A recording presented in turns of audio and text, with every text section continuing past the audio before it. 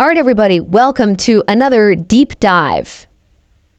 You know the one you've been waiting for. Let's go. This is the one where we get into the nitty-gritty. We get into some of the details that you might not have even considered, and we really unpack all of the complexities of whatever the story is we're going to talk about today. Yeah, you try to go where other people aren't going. Exactly. And for today's topic, you've probably seen this in the news. Maybe you've read a headline or two, but we're going to really dive deep, get into it on this one. So the story is President Biden, the U.S. president, has decided to block a major steel acquisition. And this is not just, any old acquisition. This is a $14.9 billion deal. Wow. We're talking U.S. Steel, one of the biggest names in American steel, being potentially taken over by Japan's Nippon Steel. Yeah, huge implications here. Huge. Yeah, so the question we want to explore today is why? Why would the president step in and put a stop to what seems like, a big business deal? Yeah, on the surface, it might seem like any other merger, but this one is definitely different. Yeah, and the reason given by the administration, the Biden administration, is national security concerns. Right, and this is where it gets interesting, because what does that actually mean? What does that mean? Right, what does national security concerns actually mean in this context? Yeah, so maybe you can break that down for us. Like, what are we really talking about here? Sure, so, we think about steel. We think about, bridges, buildings, infrastructure, our everyday stuff. Everyday stuff, exactly. But steel is also absolutely critical for our national defense. Oh, I see. We're talking about the steel that goes into our tanks, our ships, our fighter jets, all the really high-grade specialized stuff that you need a strong domestic supply of.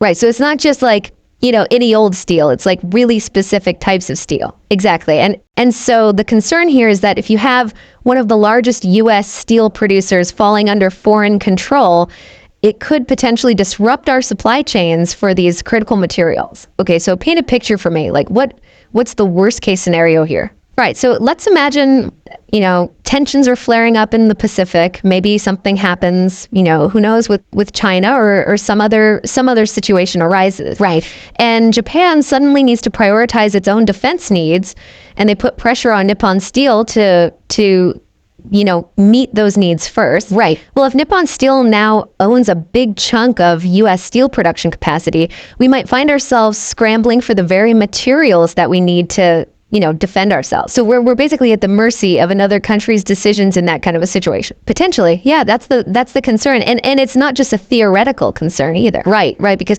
I remember seeing that when this news broke about Biden blocking the deal, U.S. Steel stock dropped like almost 8% in pre-market trading. Oh, absolutely. The markets definitely react to this because they see the potential implications here. Yeah, it's not just, political talk. This is like real world stuff happening. Yeah, real world consequences. And this isn't the first time we've seen governments get involved in acquisitions over national security concerns. Oh, really? Yeah. I remember a few years ago when there was that Chinese firm that tried to buy that German chip maker. Oh, yeah. I vaguely remember that. Similar anxieties about, critical technologies falling under foreign control and potentially being used against us. Wow. So this is like a growing trend then? It seems to be, yeah. Governments are definitely getting more cautious, especially when it comes to industries that are strategically important. So what do you think? Like, is this a good thing? Yes. Is this Biden doing the right thing here, or is this like, overreach? Is this government getting too involved in private business?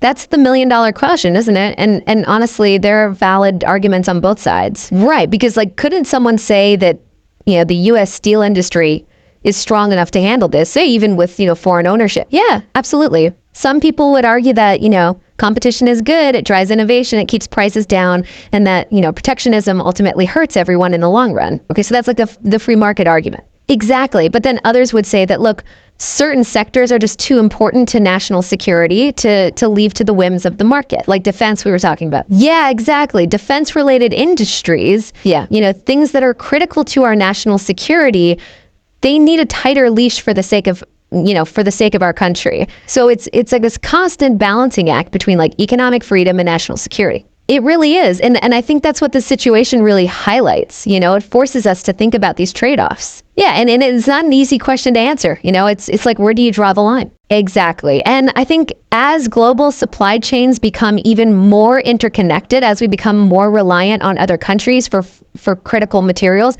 this question is only going to become more important. Yeah, it's definitely something to think about.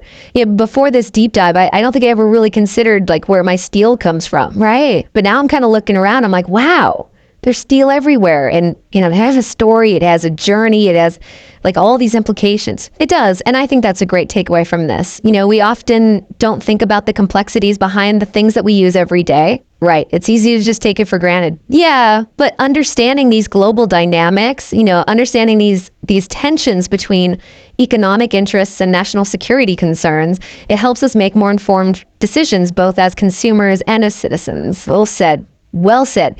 And on that note, I think we've really unpacked a lot here today. Yeah, we've gone deep. And I hope that all of you listening have learn something new, maybe have something to think about. The next time you see a steel beam or a bridge or a car, anything really. Yeah, keep asking those questions. Absolutely.